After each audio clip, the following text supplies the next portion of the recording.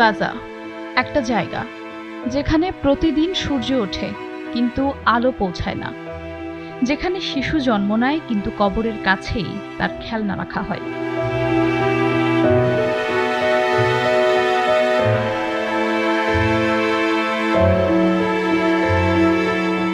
তারা মুসলিম, তারা মানুষ, তারা ফিলিস্তিনি, কিন্তু আজ তাদের জীবনের দাম যেন একটা পাথরের চেয়েও কম।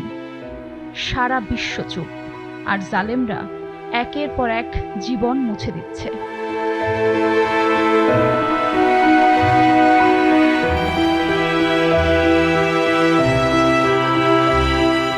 কিন্তু আল্লাহ চুপ নন। জালেমরা যা করছে, আল্লাহ তা থেকে গাফিল নন। তিনি শুধু তাদের এমন একদিনের জন্য সময় দিচ্ছেন যেদিন চক্ষু স্থির হয়ে যাবে। সূরা ইব্রাহিম আয়াত ৪২।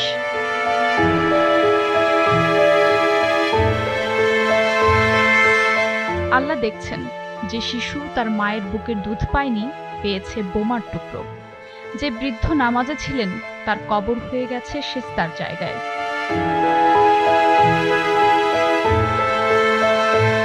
আল্লাহর রাসূল সাল্লাল্লাহু আলাইহি ওয়াসাল্লাম বলেছেন, জুলুম একটি অন্ধকার যা কিয়ামতের দিন জালেমকে ঘিরে ফেলবে।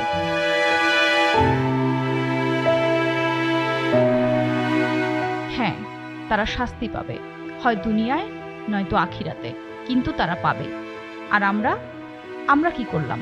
দোয়া তো করলাম ঠিকই, কিন্তু কণ্ঠ তুললাম কি?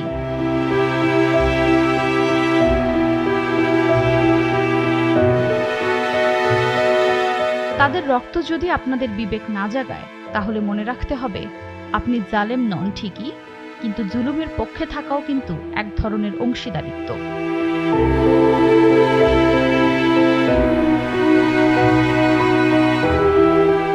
আজ কথা বলতে হবে, প্রতিবাদ করতে হবে, প্রার্থনা করতে হবে তাদের মুক্তির জন্য আর সবার বিবেকের জন্য।